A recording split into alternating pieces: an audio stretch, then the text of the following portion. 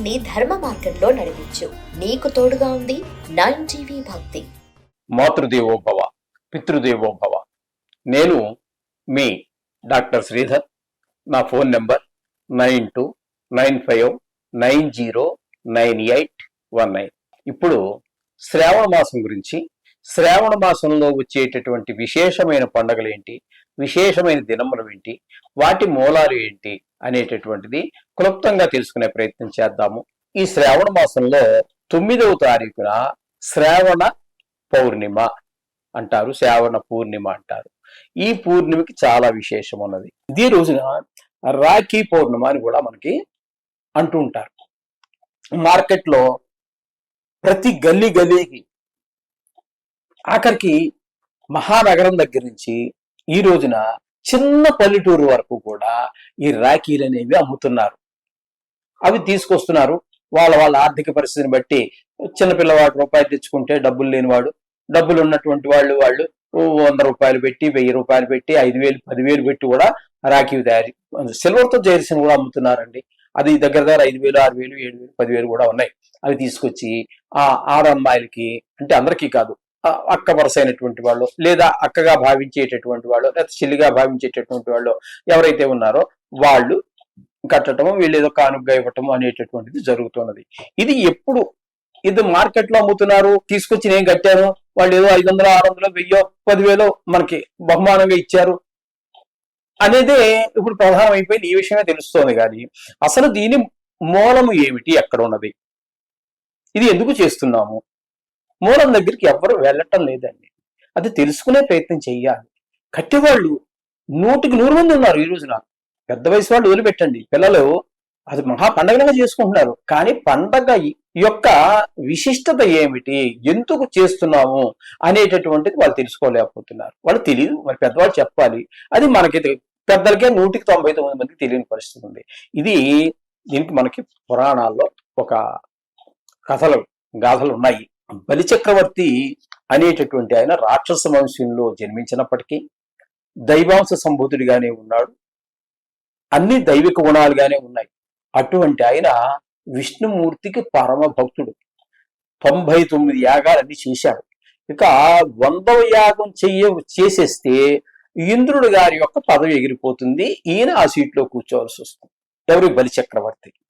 అందుచేత ఆయన ఒక సమయంలో ఇంక ఇంద్రుడికి లాభం లేదు, ఉపేక్షించని చెప్పేసి యుద్ధానికి బయలుదేరి బలిచక్రవర్తి మీద యుద్ధాన్ని ప్రకటించి వచ్చాడు. వచ్చిన సందర్భంలో ఆయన భార్య అయినటువంటి శచీదేవి ఈయన గెలవలేడు, బలిచక్రవర్తిని ఈయన గెలవలేడు. ఎందుకంటే రాక్షస దైవశక్తి కంటే బలీయమైందండి, దారిద్ర్యం ఎక్కువగా ఉంటుంది. అందుచేత అతన్ని గెలవడం సామాన్యమైన విషయం కాదు అని చెప్పేసి ఆ ఇంద్రుడి యొక్క భార్య శచీదేవి గమనించినటువంటిదే. ఆయన యుద్ధానికి ప్రారంభ సమయంలోనే ఆవిడ ఏం చేస్తుందంటే ఒక రాఖీ తీసుకొచ్చి అన్న అని చెప్పేసి ఆయన చేతి కట్టడం జరుగుతుంది. ఈయన ఎప్పుడైతే ఒక సోదరిగా స్వీకరించవలసి వచ్చిందో ఇక మరి యుద్ధం చేయలేకపోయాడు. ఎవరితో? ఇంద్రుడితోటి. యుద్ధాన్ని విరమించుకున్నారు ఇద్దరు కూడా. ఆ విధంగా ఇంద్రుడి యొక్క పదవి క్షేమంగా ఉంది. ఏమండి, ఆ సందర్భంలో ఇక్కడ మనం గమనించవలసింది ఏంటి అన్నట్టయితే, సోదరుగా భావించాడు కాబట్టి అతన్ని ఏ విధమైన హాని చేయకుండా, ఆమెకి ఏ విధమైనటువంటి మాంగళ్య దోషము లేకుండా ఆమెను కాపాడాడు అని చెప్తున్నారు. అదే మనకి మరొక పురాణంలో, అంటే మరొక పురాణం అంటే మహాభారతంలోనే ఈ బలిచక్రవర్తి గురించి అందరూ విని ఉండవచ్చు, విని ఉండకపోవచ్చు గాక. కానీ భారతం గురించి వినని వాళ్ళు చాలా తక్కువ మందే ఉంటారు. ఇక్కడ ఒకానొక సందర్భంలో శ్రీకృష్ణుడి చుట్టూ చాలా మంది ఆడవాళ్లే ఉన్నారు. ఆ సందర్భంలో కృష్ణుడికి ఒక గాయం అవుతుంది. అక్కడ ఉన్నటువంటి వాళ్ళందరూ కూడా ఆయన గాయం మీద రక్తం వస్తోందని చెప్పేసి ఏదో పాత బట్ట కోసమో లేదా కొత్త బట్ట కోసమో లోపలికి అందరూ ఇళ్లలోకి త్వరగా పరిగెత్తారు. అందరికీ ఆత్రత ఉన్నది. ఉన్నప్పటికీ కూడా కట్టుకున్న చీర చింపలు ఎక్కవాళ్ళు లోపలికి వెళ్ళటం జరిగింది. ఏదో ఒక వస్త్రాన్ని తీసుకొచ్చి కట్టాలి అనే ఉద్దేశంతో. అక్కడ మీకు ఉన్నటువంటి ద్రౌపది ఏం చేసిందంటే, ఇది లోపలికి వెళ్ళి తెచ్చేదాకా ఆగదు ఈ రక్తం అని చెప్పేసి ఆవిడ వెంబటే ఇంకా చాలా చెప్పాలంటే చాలా వివరించాల్సి వస్తుంది. ఇది గంటలు కాదు, రోజులు కాదు, వారాలు కాదు, నెలలు కూడా సరిపోవడం. అందుచేత ఆమె ఒంటినున్నటువంటి ఖరీదైనటువంటి చీరనే చింపేసి ఆ కృష్ణుని యొక్క గాయానికి కట్టుకొడుతుంది. ఆ కృతజ్ఞతతోటి ఒకానొక సందర్భంలో, ఒకానొక సందర్భం ఏం లేదండి, పాండవులు కౌరవులు జూదవాడినప్పుడు రాజ్యము సకలము ఓడిపోయిన తర్వాత ఆఖరికి భార్య అయినటువంటి ద్రౌపదిని కూడా జూదంలో ఓడిపోయాడు. ఓడిపోయిన తర్వాత రగిలిపోతూ ఉన్నాడు అప్పటికే పగతోటి ఎవరు, దుర్యోధనుడు. ఎందుకంటే మయ సభలో ఆయన నీళ్లు ఉన్న చోట నీళ్లు లేవు అనుకున్నట్టుగా భ్రమ కలుగుతూ ఉంటుంది. ఆ మయ సభ అనేటటువంటిదో మహామాయ. ఆ మహామాయలోకి వెళ్ళి ఈయన నీళ్లు లేవనుకుని మామూలుగా వెళ్ళి నీళ్ళలో పడిపోయాడు. ఇక్కడ మేడ మీద ఉన్నటువంటి ఈ ద్రౌపదీదేవి, ఆమె చెలికత్తలు అందరూ పక్కపక్క నవ్వుతారు. అది చాలా అవమానంగా ఫీల్ అయిపోయాడు దుర్యోధనుడు. అప్పటి నుంచి కూడా ప్రతీకారం కోసం రగిలిపోతూ ఉన్నాడు.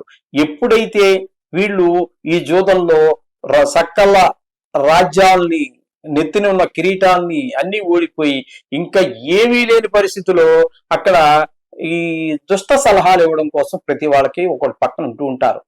అదే విధంగా ఆయన మేనమావ అయినటువంటి ఆ శకుని చెప్తాడు, ద్రౌపది ఇదే ఉంది కదయ్యా, గెలుచుకుంటే మొత్తం అన్ని నీకే వచ్చేస్తాయి అని చెప్పడంతో ఆయన ఏం చేశారు, ద్రౌపదిని పెట్టమని పందానికి అని చెప్పేసి ఒక ఉచిత సలహా లాంటిది పడేశాడు అక్కడ, జ్ఞాపకం చేస్తూ. ఆశ, మనిషికి ఆశే కదండి. ధర్మరాజుగా పుట్టినా అధర్మరాజుగా పుట్టినా ఈ మనిషికి ఈ ఆశ ఎక్కువ. నాకు వచ్చేస్తుంది కదా అనే ఉద్దేశంలో ద్రౌపదిని పెట్టడానికి, ఎందుకంటే ఆమె 5 మందికి కలిపి ఒకటే భార్య, నీ పెట్టడానికి నువ్వు అసలు గెలుచుకొచ్చిన వాడివే నువ్వు కాదు. కానీ మొత్తం మీద ద్రౌపదిని కూడా ఓడిపోవటం జరిగింది. అప్పుడు ఆమెను సభలో కీడ్చుకురమ్మంటాడు దుర్యోధనుడు. ఎవరిని పంపిస్తాడు, ఆయన తమ్ముడైనటువంటి దుశ్శాసనుడు పంపిస్తాడు. ఆ దుశ్శాసనుడు ఆమెని జుత్తు పట్టుకుని లాక్కొస్తాడు. ఆమె ఏవో ప్రశ్న వేస్తుంది, ఆ ప్రశ్న సమాధానం చెప్పలేదండి. చెప్పడానికి సమాధానం లేదు అక్కడ. ఆ విషయం కరెక్ట్ ప్రశ్నే వేసింది, కానీ నడుస్తుందండి. డబ్బున్నవాడిదే రాజ్యం. సరే, మొత్తం మీద లాక్కొచ్చిన తర్వాత అంత నిండు సభలో ఆమె వస్త్రాలు లాగేమని చెప్తాడు దుర్యోధన, ఆజ్ఞాపిస్తాడు దుశ్శాసనుడు. ఎందుకంటే అప్పుడు నవ్వింది కదండి, అవమానం అయిపోయింది కదా వాడికి. దాని పరాభవం ఎలా ఉంటుంది, ఆ పరాభవంతో ఆ పగతో రగిలిపోతూ ఉన్నటువంటి ఆ దుర్యోధనుడు ఎలా చెప్పడంతో వీడు లాగడం మొదలు పెడతాడు. అప్పుడు ఒకానొక సందర్భంలో మనం చెప్పుకున్నాం కదండి, ఈ ద్రౌపదీదేవి తన చీరను చింపి కృష్ణుని యొక్క తలకి గాయానికి కట్టుకట్టింది కదా, దానికి కృతజ్ఞతగా, దానికి ప్రతిఫలంగా, కృతజ్ఞతానికంటే ప్రతిఫలంగా అనుకుందాం. ఆ ప్రతిఫలంగా శ్రీకృష్ణుడు ఎంతమంది దుశ్శాసనులు వచ్చినా కూడా లాగినా ఆమె వివస్త్ర కాదండి, ఇంకా వస్తూనే ఉన్నాయి. అవన్నీ కూడా కృష్ణుడు ఆమెకి ప్రసాదిస్తూనే ఉన్నాడు. మనిషి ఎవరికి కనబడకుండా, ఆ చీరలు ఎక్కడి నుంచి వస్తున్నాయి ఎవరికి కనబడకుండా లాగే కొద్దీ వాళ్ళు వచ్చినట్టు శ్వాస వచ్చి పడిపోతున్నారే కానీ లాగి ఆమెను మాత్రం వ్యవస్థ చేయలేకపోయారు. అంటే దీని అర్థం ఏంటి, అందరూ ఆమె భర్తలు 5 మంది అక్కడే ఉన్నారు, కానీ ఏమీ చేయలేని పరిస్థితి. ఎందుకంటే అన్నగారి మాటకు కట్టుబడి వాడు చేసినటువంటి పొరపాటుకి తల ఒగ్గి ఏమీ చేయలేని నిస్సహాయ స్థితిలో మొత్తం సృష్టిని తలకిందులు చేయగలిగినటువంటి శక్తి సామర్థ్యాలు ఉన్నటువంటి అర్జునుడు గాని, భీముడు గాని ఎవ్వరు కూడా ఏమీ చేయలేని నిస్సహాయ స్థితి, ఆ పరిస్థితి అంతే. అప్పుడు ఆ అన్నగా, నీ భర్తలు ఏం చేయలేకపోయినా అన్నగా నేనున్నాను అని చెప్పేసి ఆమె కష్టాన్ని, అదే వ్యవస్థను కావలసినటువంటి దాన్ని వ్యవస్థను కాకుండా కాపాడినటువంటి వాడు శ్రీకృష్ణుడు. అంటే ఏదో కట్టేశాము, ఎవరో వచ్చారో ఒక అమ్మాయి ఇక్కడ కట్టేసింది, నేను ఏదో 1000 రూపాయలు ఇచ్చాను, ఇది కాదండి. దీని ఉద్దేశం డబ్బులు ఇవ్వటం, కట్టడం కాదు.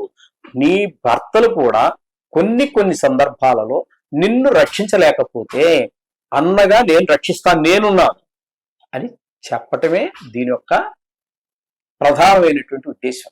ఇది తెలియట్లేదండి ఎవరికి. ఇది కొంతమంది అయినా చూస్తే, కొంతమందికైనా తెలిస్తే, నేనేదో చెప్పాలనుకున్న నా చిన్న ప్రయత్నానికి ఒక సాఫల్యత ఈ విధంగా ఉంటుంది. అలాగే ఆ కట్టేటప్పుడు దీనికి ఒక మంత్రం ఉంటుందండి. ఈ రాఖీ కట్టేటప్పుడు కూడా దానికి ఒక మంత్రం చెప్తారు.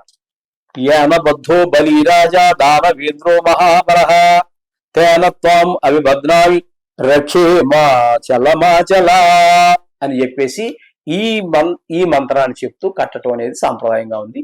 ఇప్పుడు మీరు ఎక్కడ వినొచ్చు ఈ మంత్రం అన్నట్టయితే, మీరు అందరూ ఇంచుమించుగా సత్యనారాయణ అందరిలో చేయించుకునే ఉంటారు కదా, అక్కడ కూడా మనకి తెలంగాణ ప్రాంతంలో అన్నిటికీ కూడా ముందు కంకణం కట్టడం అనేది ఒక సాంప్రదాయం ఉంది. తప్పేం కాదు, చాలా మంచిది అది. అక్కడ మీకు ఆ కంకణం కట్టేటప్పుడు మన సత్యనారాయణ వ్రతంలో అక్కడే కూడా ఈ మంత్రాన్ని చదువుతూ ఉంటారు. మీరు వినొచ్చు, ఈ మంత్రాన్ని వినవచ్చు. అప్పుడప్పుడు మీరు వ్రతం చేసేటప్పుడు మన ఇంట్లో చేసుకున్నా, వేరే వాళ్ళ ఇంటికి చూడడానికి వెళ్ళినా కూడా ఈ విధంగా జరుగుతూ ఉంటుంది. ఈ విధమైనటువంటివన్నీ కూడా మనకి ఈ రాఖీ పౌర్ణమి గురించి మనం చెప్పుకోవచ్చు.